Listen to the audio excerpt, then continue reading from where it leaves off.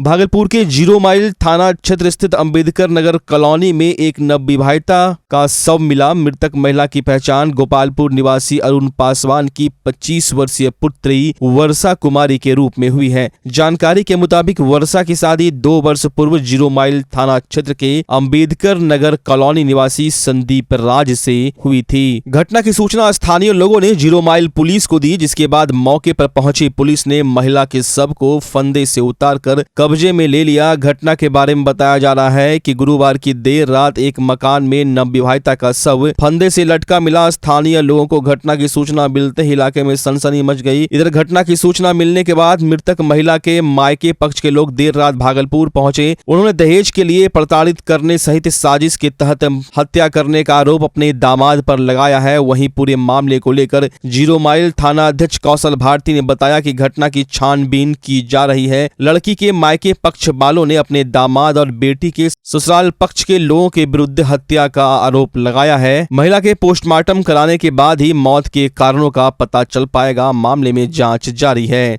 बेटी का शादी सर 25 जनवरी 2023 को हुआ था और मैं अपनी बेटी को दहेज भी दिया था। दहेज के कारण जो है 5 लाख रुपया मांग रहा था कि और दो। संदीप और उसकी ननद। संदीप कौन है? संदीप सर वर्षा का हस्बैंड है, मेरा दामाद है। तो बार बार पैसा का मांग कर रहा था, लेकिन पैसा नहीं देने के कारण मेरी बेटी को ना मेरे यहाँ आने देता था और न हम लोग को जाने देता था। अगर तुम्हारा बाप माँ मेरे दरवाजे पर नहीं चढ़ सकता है, देरी पर नहीं चढ़ सकता है। ये ज्योति का कहना था और बोला कि 5 लाख रुपया जब तक नहीं देगा तुम्हारा बाप मेरे दरवाजे पर नहीं चढ़ेगा। सर हम गरीब आदमी हैं, हम बेटी का दहेज पहले भी 7 लाख रुपया खर्चा करके सर बेटी का शादी बड़ी धूमधाम से किए हैं और दहेज भी दिए थे। फिर भी दहेज पर दहेज मांगते जा रहा था सर। सोना का चैन अंगूठी सब चीज दिए हैं उसको, पलंग अलमारी पलंग दिए हैं, सब दिए हैं, लेकिन फिर भी मेरी बेटी को दहेज के कारण सर हम मेरी बेटी को मार दिया। आज क्या हुआ? आज सर कुछ नहीं जानते हैं सर। आज सर जब हम खाना खाने के लिए बैठे थे, संदीप बोला कि तुम्हारी नहीं आइए दोनों जीव आइए। तो बोला क्या बात है? तो वर्षा इस दुनिया में नहीं रहा। इतने बात बोला। किस समय रात में? हाँ करीबन वही 7 सवा 7 के बीच में सर। तो हम लोग अपना परिवार के साथ गए, देखते हैं वर्षा वहाँ नीचे जो है बेड पर लेटी हुई है, मरी हुई है। क्या लगता है आपको? हमको लगता है सर वो लोग जान मार करके लेटा दिया गया। कौन? ज्योति और संदीप, उसका भैगना सर छोटा है लेकिन बहुत बीसी है वो। और उसके बाद सर उसका जो है एक भाई है सोनू, वो एक उसका बाप जो है क्या नाम है ऑल फैमिली सर, यानी ससुर का नाम क्या है? संदीप का वासुदेव पासवान सर उसका फादर का नाम है। सब मिलके साजिश के तहत मेरी बेटी को गलादाब के हत्या का रूप दिया है, हत्या किया। नाम क्या बेटी का? आप लोग को ये टॉर्चर करता था तो केस नहीं किए थे आप लोग? नहीं सर केस टॉर्चर किया था, पति ही नहीं चलने देता था सर। लेकिन मेरी बेटी को बार बार टॉर्चर, ना मेरी बेटी से एक बात था सर, कभी मेरी बेटी बात करती थी उस पर भी वो टॉर्चर करते थे, धमकी देता था कि तुम चाहे तुम पापा मम्मी खोजो या दूल्हा खोजो, बस यही बात बोलता। क्या नाम है आपका? अरुण पासवान सर। बेटी का? वर्षा कुमारी। कहाँ के रहने वाले हैं? गोपालपुर का सर।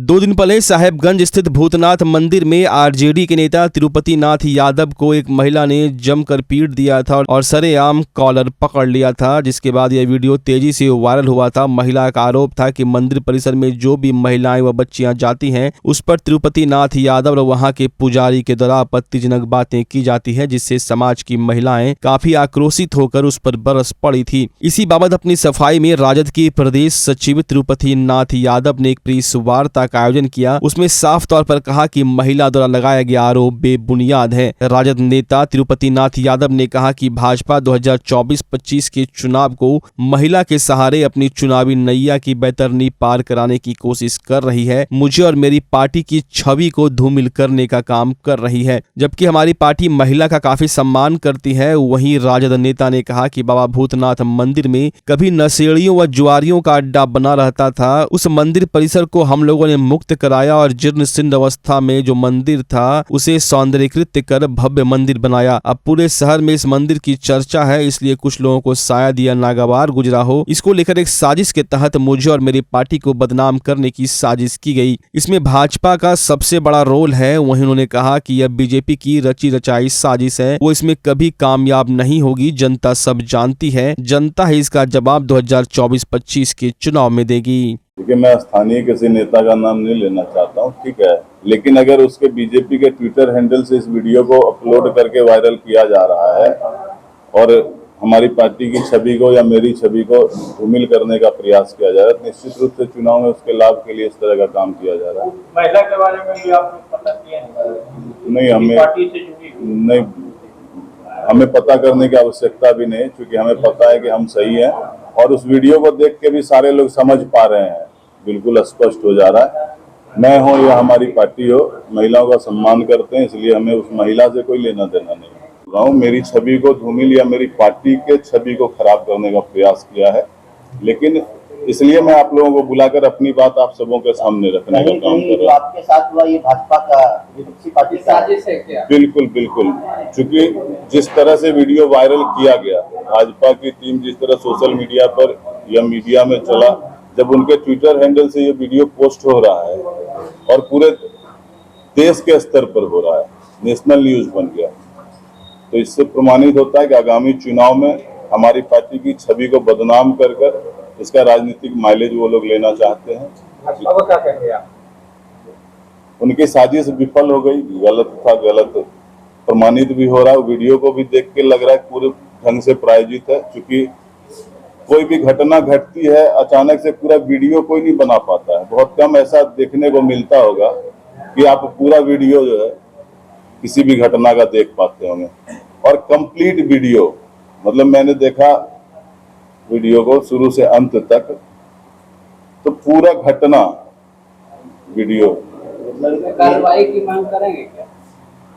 अब देखिए, कानून अपना कार्रवाई करे, अपने स्तर से जांच करे, क्योंकि हम लोग महिलाओं का सम्मान करते हैं, इसलिए साक्ष्य रहते हुए भी वीडियो में दिख रहा है वो महिला किस तरह पुजारी के साथ मारपीट कर रही है, मेरे साथ कॉलर पकड़ के किस तरह से कर रही है। उसके बावजूद मैंने ना उनके ऊपर FIR दर्ज करा, ना ही मानहानि का मुकदमा दर्ज किया। कहीं न कहीं ये जो घटना हुई है आपको साजिश, पूरा साजिश के तहत बिल्कुल साजिश तो है ही है, और साजिश के पीछे मंदिर पर अधिकार स्थापित करने का एकमात्र कारण दिखता है, और साथ ही साथ विपक्षी पार्टियों का इसमें इन्वॉल्वमेंट है। के एक मात्र एक्सक्लूसिव शोरूम में इस सीजन का सबसे धमाकेदार ऑफर 1999 की शॉपिंग पर पाए सिर्फ 49 रुपये में जिम बैग, 3000 की शॉपिंग पर 500 का गिफ्ट वाचर, 6999 की शॉपिंग पर 1000 के डिस्काउंट के साथ 500 का गिफ्ट वाचर भी, 11999 की शॉपिंग पर 2000 के डिस्काउंट के साथ 500 का गिफ्ट वाचर भी। यहाँ आपको स्पाइकर के शर्ट, जीन्स, टी शर्ट के लेटेस्ट डिजाइन के अलावे बेल्ट, डिओ, परफ्यूम भी मिलता है। तो चले आइए स्पाइकर के एक मात्र एक्सक्लूसिव शोरूम में और इस शानदार ऑफर का लाभ उठाएं। तो आज ही पधारें स्पाइकर एक्सक्लूसिव शोरूम, पटल बाबू रोड, रिलायंस ट्रेंड्स के सामने, भागलपुर। महिलाओं का पसंदीदा भव्य शोरूम जनता चूड़ी भंडार में लगन और जितिया के शुभ अवसर पर एक से बढ़कर एक डिजाइनदार और मॉडर्न ब्राइडल सेट पर भारी छूट का ऑफर मिल रहा है। साथ ही कई नई डिजाइन में चूड़ियां और लहठी की काफी भव्य रेंज डिस्काउंट के साथ उपलब्ध है। साथ ही यहाँ सभी प्रकार की मनिहारी सामान बाजार से बहुत ही कम कीमतों में उपलब्ध है। यहाँ आपको फैंसी चूड़ी, जयपुरी लहठी, नेकलेस, इयररिंग, गला सेट, ब्राइडल सेट, फैंसी रबड़, fancy bag, fancy bracelet, metal चूड़ी, फैंसी मंगलसूत्र के अलावे सभी ब्रांडेड कंपनियों जैसे Lakme, lotus, VLCC, mama earth, Johnson and Johnson, Himalaya के सभी प्रोडक्ट डिस्काउंटेड रेट में उपलब्ध है। साथ ही आपके बच्चों के लिए फैशनेबल ड्रेस के अलावे सभी तरह के गिफ्ट आइटम भी उपलब्ध है। यानी कहे तो सभी प्रकार के कॉस्मेटिक आइटम और गिफ्ट आइटम अब आपको एक ही छत के नीचे जनता चूड़ी भंडार में मिलेंगे। तो एक बार चले आइए और कॉस्मेटिक आइटम में पहली बार बड़ी छूट का लाभ उठाएं।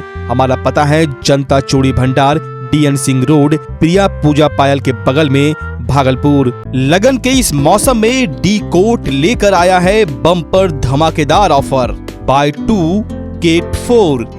सिंगल पीस की खरीदारी पर पूरे 50% की छूट। एक साथ 3 गारमेंट्स की खरीद पर पूरे 55% की छूट। डी कोर्ट एक्सक्लूसिव स्टोर, कपड़ों की दुनिया के जाने माने नाम डोनियर की फैशनेबल प्रस्तुति। D court exclusive store, men's wear की दुनिया का एक भरोसेमंद नाम। डी कोर्ट एक्सक्लूसिव स्टोर, यहाँ आकर्षक रंगों और नए ट्रेंडी डिजाइन में पुरुषों के कपड़ों की भव्य रेंज उपलब्ध है। Denim, jeans, shirt, T shirt, trouser, pant, jacket, track pant, lower सहित men's party wear, formal wear की विशाल श्रृंखला मिलेगी, वो भी बिल्कुल नए डिजाइन और रंगों के साथ। तो चले आइए डी कोर्ट और लगन के मौसम में इस भारी छूट का लाभ उठाएं। हमारा पता है डी कोर्ट, पटल बाबू रोड, स्पाइकर शोरूम के बगल में, रिलायंस ट्रेंड्स के सामने, भागलपुर।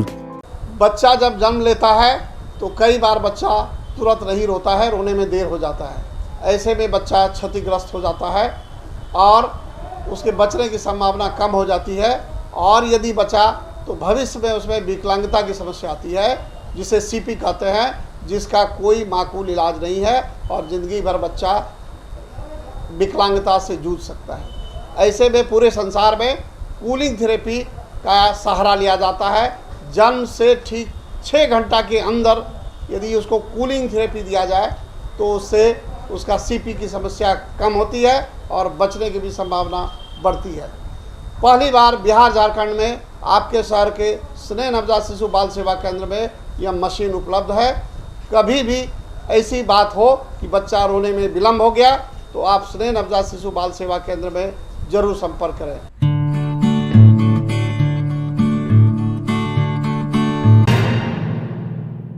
नाथनगर थाना क्षेत्र अंतर्गत चंपा नदी पुल के समीप सूजापुर भागलपुर सुल्तानगंज मुख्य मार्ग पर ऑटो और कार में आमने सामने की जबरदस्त भिड़ंत हो गई, जिसमें ऑटो सवार सभी सवारी शाहकुंड थाना क्षेत्र के हरपुर से भागलपुर की ओर जा रहे थे और कार सवार भागलपुर से सुल्तानगंज की ओर जा रहा था। घटना में ऑटो में 6 लोग सवार थे, जिसमें 3 पुरुष, 2 महिला और 1 लड़की सवार थी। घटना में ऑटो सवार रामाशीष शर्मा बुरी तरह जख्मी है। दिनेश प्रसाद शर्मा आंशिक रूप से जख्मी है। एक लड़की सिंपी कुमारी, जिसका तिलका मांझी भागलपुर विश्वविद्यालय में PG की परीक्षा देने जा रही थी, वो भी आंशिक रूप से जख्मी है। साथ ही 2 महिला, 1 ड्राइवर भी शामिल है। नाथनगर पुलिस घटनास्थल पर पहुंची और सभी घायलों को बेहतर इलाज के लिए मायागंज अस्पताल में भर्ती करवाया गया है।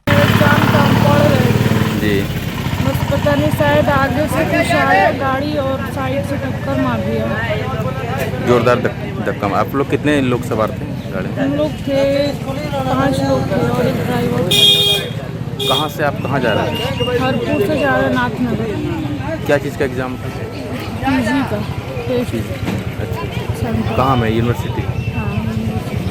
हाँ, जरा बताओ तो। इधर से हम लोग जा रहे थे ऑटो से। किधर से? इधर से भागलपुर जा रहे थे। उधर से आया कार, वही मार दिया टक्कर ऑटो में। ऑटो अपने साइड जा रहा था? हाँ, साइड जा रहा था, एकदम बाया से उल्टा तो यहीं उल्टा है, उधर से उधर से जा रहा था। कहाँ से आप लोग आ रहे थे? हरपुर से। हरपुर कहाँ है? कौन थाना? शाहकुंड थाना। शाहकुंड से भागलपुर जा रहे थे? हाँ, भागलपुर जा रहे थे। कितने लोग थे आप लोग? ड्राइवर लेके हम लोग 6 आदमी थे। कितना घायल कितना है? कब है? अरे एक्सीडेंट हो गया गाड़ी। घायल कितना लोग?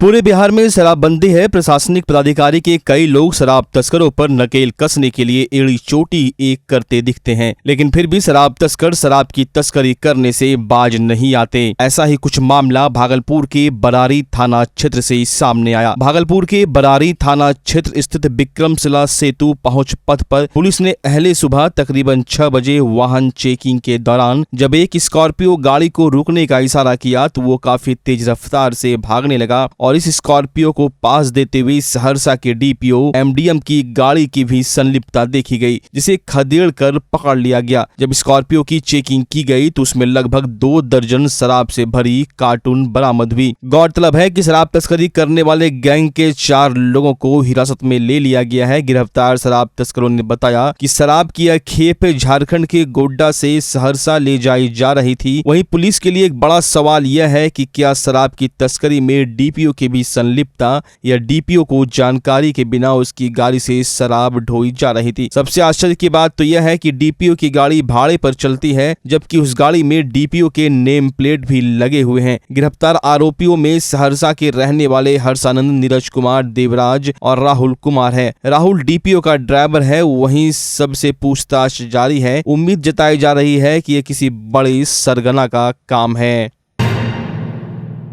भागलपुर में आरआरआर सेंटर की शुरुआत की गई। इस सेंटर की शुरुआत भागलपुर की मेयर डॉक्टर वसुंधरा लाल, उप मेयर डॉक्टर सलाउद्दीन अहसन, नगर आयुक्त योगेश सागर ने हरी झंडी दिखाकर की। आरआरआर के तहत जो रथ को रवाना किया गया वो शहर के कई कोने कोने में जाकर लोगों को शहर को स्वच्छ रखने के कई नुस्खे बताएगा। आरआर सेंटर का मुख्य उद्देश्य है अपने शहर को स्वच्छ और स्वस्थ रखना। यह जागरूकता कार्यक्रम 20 मई से 5 जून तक चलेगा। गौरतलब है कि आरआरआर में रिड्यूस, रीयूज, रिसाइकिल के मुद्दों पर काम किया जाएगा। वहीं डॉक्टर योगेश सागर, डॉक्टर वसुंधरा लाल ने शहरवासियों से अपील करते हुए कहा कि सिंगल यूज प्लास्टिक कम से कम उपयोग करे, वैसे वस्तुओं का यूज करे जो रीयूज हो सके और रिसाइकिल हो सके, जिससे शहर कम गंदा होगा। साथ ही साथ उन्होंने शहरवासियों से अपील करते हुए कहा कि प्लास्टिक कम से कम यूज करें। ये RRR सेंटर का उद्देश्य है कि सॉलिड वेस्ट मैनेजमेंट का ये बहुत अच्छा तरीका है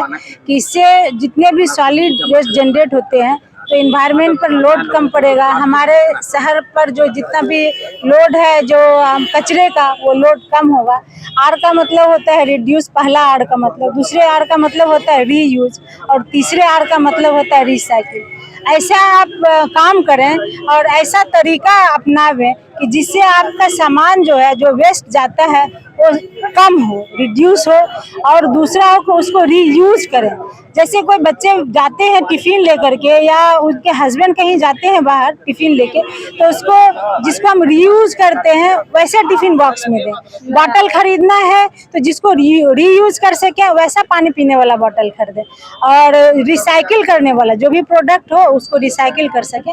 इस तरह का मिशन है। इसको अपनाने से बहुत हद तक जितने टन्स ऑफ निकलते हैं कचरा, वो उसमें बहुत ही कमी आ जाएगी और हमारा इन्वायरमेंट बहुत पोल्यूशन फ्री होगा, और जितना भी लैंडफिल है जो भरता है इतना ज़्यादा कचरे से, तो वो मुक्त हो जाएगा। कैंपेन है मेरा शहर माई सिटी और स्वच्छ शहर। तो इस तरीके की जो कैंपेन 20 तारीख से लेकर 5 तारीख तक चलाई जा रही है। आरआरआर का जो फुल फॉर्म है वो रिड्यूस, रीयूज और रिसाइकिल है। इसके तहत जितने भी शहर में लोगों द्वारा जो उनके घरों में अनुपयोगी वस्तुएं हैं, प्लास्टिक की हैं या किताबें हैं, जूते चप्पल हैं या मेटल बर्तन, कोई भी ऐसी अनुपयोगी वस्तुएं हैं, तो उसको जो है निगम द्वारा अभियान चलाते हुए कलेक्ट किया जा रहा है। ऐसी सभी वस्तुओं को हम लोग टाई करेंगे कबाड़ी से या किसी इस तरीके की स्टार्टअप कंपनी से जो इन चीज़ों को रिसाइकिल कर सके, प्लास्टिक को भी रिसाइकिल कर सके। तो ये 5 जून तक जो चलेगा, इसमें 5 जून में इसका कल्मिनेशन होना है। 5 जून को एनवायरनमेंट डे है, उसमें प्लांटेशन के साथ और बेस्ट प्रैक्टिसेस को इसमें सम्मानित भी किया जाएगा। एक सेंटर हम लोग परमानेंट जो स्थापित करना था उसको यहाँ पर किए हैं। इसी के साथ साथ एक कॉन्सेप्ट और लाए हैं जो प्लास्टिक है, सिंगल यूज प्लास्टिक है, उसका उपयोग कम से कम हो। तो शहर है, मार्केट एरिया है, वहाँ पर अगर किसी दुकानदार द्वारा या किसी भी कस्टमर द्वारा अगर सिंगल यूज प्लास्टिक का उपयोग किया जा रहा है तो वो बंद करें, यही अपील है। उसकी जगह हम लोग स्वयं सहायता समूह की जो हमारी दीदियाँ हैं, उनका जो ग्रुप है जो सिलाई का काम करता है, उनके द्वारा थैला बनाया जा रहा है। तो वो थैला बहुत ही कम दामों पर उनको उपलब्ध करा दिया जाएगा। तो सभी से अपील है कि प्लास्टिक की जगह थैले का उपयोग को बढ़ाएं और घर का जो अनुपयोगी वस्तुएं उनको यहाँ पर जमा कर दें। भागलपुर के डाकघर में भले ही लाखों रुपए की लागत से जनरेटर, इन्वर्टर, बैटरी का प्रबंध हो रहा है, पर लाइट जाते ही यहां पर काम पूरी तरह ठप हो जाता है, जिसके चलते ग्राहकों को घंटों इंतजार करना पड़ता है। ताजा मामला भागलपुर के मुख्य डाकघर का है। भागलपुर के मुख्य डाकघर में बिजली व जनरेटर की पर्याप्त सुविधा नहीं रहने के कारण उपभोक्ताओं को काफी परेशानियों का सामना करना पड़ रहा है। यह प्रक्रिया तकरीबन 1 सप्ताह से चल रही है, जहाँ बिजली अचानक अचानक गुल हो जाती है। इसके जाते ही सभी कंप्यूटर बंद हो जाते हैं और सारा कार्य ठप हो जाता है। काउंटरों पर लंबी कतारें लग जाती है। डाकघर में चारों ओर अंधेरा छा जाता है। भीड़ में खड़े लोग भी परेशान होने शुरू हो जाते हैं। बिजली के जाते ही काउंटर पर बैठे कर्मी भी उठकर इधर उधर चले जाते हैं। इससे उपभोक्ताओं को काम कराने में काफी परेशानियों का सामना करना पड़ रहा है। डाकघर में कभी इंटरनेट तो कभी बिजली जाने से कार्य बाधित हो रहा है। इसके चलते वहां के कामकाज घंटों बंद हो जाते हैं। वहीं उपभोक्ताओं का साफ तौर पर कहना है कि इतनी बड़ी संस्थान है लेकिन जनरेटर की सुविधा नहीं है। यह आश्चर्य की बात है। हम लोगों को किसी भी तरह के जरूरी कागजात की जरूरत पड़ेगी तो हम लोग उस समय क्या करेंगे? नहीं है अभी लाइट नहीं है और बोले कि विड्रॉल करना है तो बोला कि नहीं अभी लाइट नहीं है, जब तक लाइट नहीं आएगी तो नहीं होगा। कितना परेशानी होगा? परेशानी तो ही है, 11 बज रहा है, परेशानी तो ही है। क्या लगता है मेन ब्रांच में लाइट नहीं हो? ना बड़े पोस्ट ऑफिस है भागलपुर की, यहाँ पे लाइट नहीं है तो परेशानी तो ही है सर।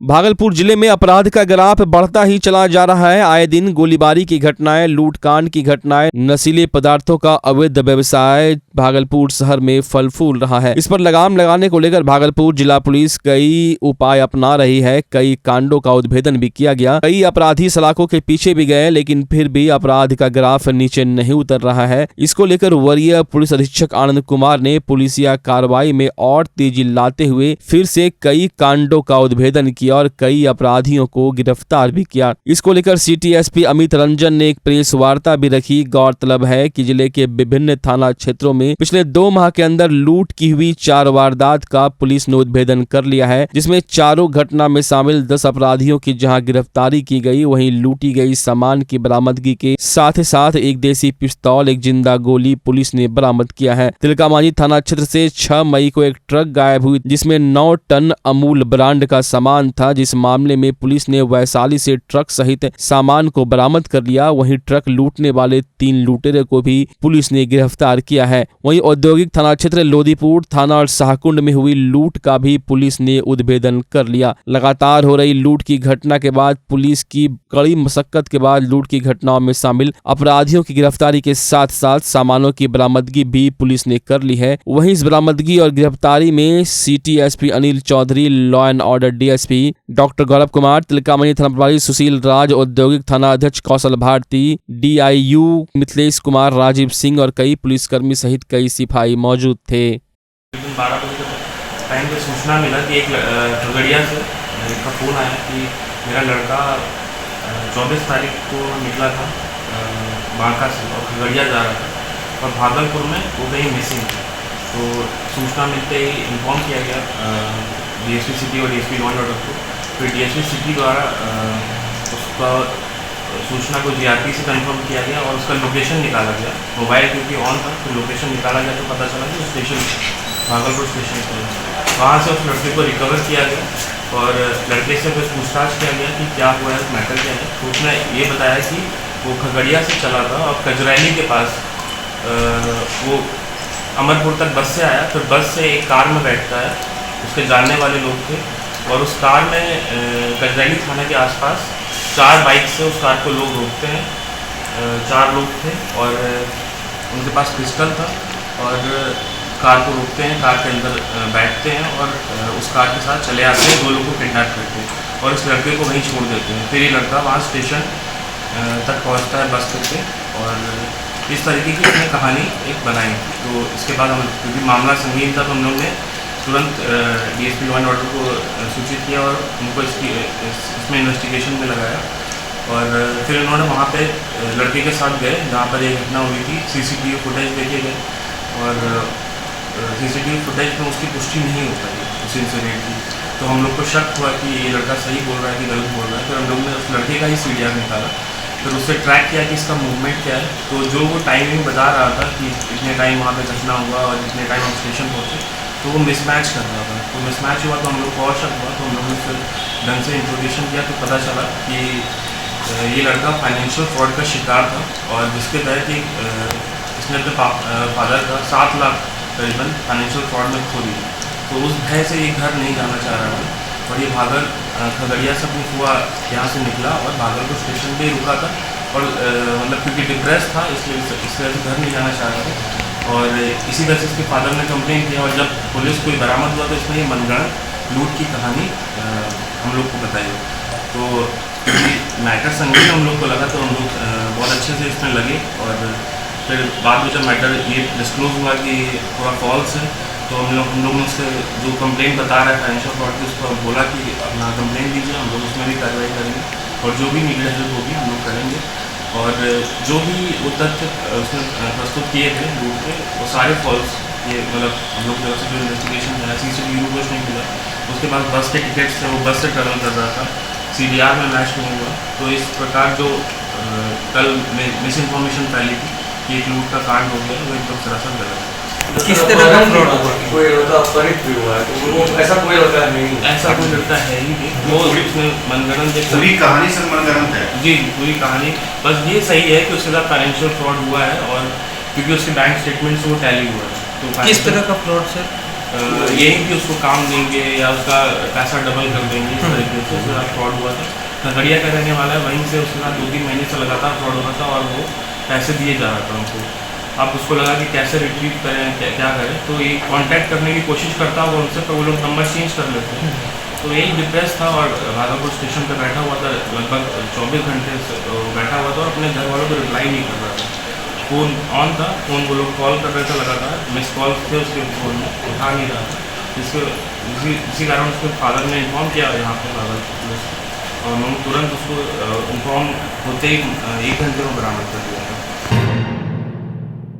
पिछले सप्ताह पुलिस मुख्यालय के द्वारा कई जिलों के थानों में मुख्यमंत्री के द्वारा झंडी दिखाकर गाड़ियों को रवाना किया गया। उसी बाबत भागलपुर जिला पुलिस को 12 गाड़ियां उपलब्ध कराई गई है। गौरतलब है कि कई थानों में गश्ती गाड़ियां जीर्ण शीर्ण अवस्था में थी और 15 साल से भी अधिक पुरानी हो गई थी। अब उसे नवीनीकरण या नीलामी की प्रक्रिया में डाल दिया जाएगा और 12 नई गाड़ियों से पुलिस गश्ती करेंगे। भागलपुर जिला पुलिस के लिए गश्ती के लिए नई 12 गाड़ी आने से गश्ती करने वाले जवानों में सकारात्मक भाव देखा जा रहा है। पुलिस लाइन में सभी 12 गाड़ियों को वरीय पुलिस अधीक्षक आनंद कुमार के द्वारा हरी झंडी दिखाकर रवाना किया गया। वहीं कार्यक्रम के दौरान सिटी SP प्रशिक्षु ASP sergeant major police men's association के मंत्री सहित भागलपुर पुलिस लाइन के पुलिसकर्मी मौजूद थे। अब पिछले सप्ताह पुलिस मुख्यालय के द्वारा 12 गाड़ियाँ उपलब्ध कराई गई और पूरे प्रदेश में माननीय मुख्यमंत्री के द्वारा झंडा दिखाकर सभी जिलों में अलग अलग संख्या में गाड़ियाँ रवाना की गई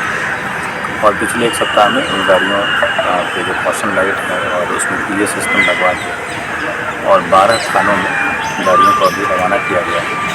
और उन थानों में जो पुरानी गाड़ियाँ थी जिनकी अवस्था करीब 15 साल के ऊपर हो चुकी है उनको हम लोग क्लोज कर रहे हैं और उसमें रद्दीकरण और नीलामी के लिए जो प्रक्रिया है उसको कर रहे हैं और उसके आलोक में फर्दर जब भी अलॉटमेंट आएगा तो हम लोग और भी गाड़ियाँ पुलिस मुख्यालय की तरफ उपलब्ध कराई जाएगी और नई गाड़ियों के आने से पुलिस की जो गश्ती है उसमें सकारात्मक प्रभाव पड़ेगा और जो पुलिसिंग भागलपुर पुलिस की वो और भी बेहतर होगी। आज सभी को थाने भेज दिया गया? जी हाँ, आपके सामने अभी रवाना किया गया। सभी 12 अलग अलग थानों में गाड़ियाँ पहुँच जाएंगी और अपना कार्य आज रात्रि से प्रारंभ करना स्टार्ट होगी।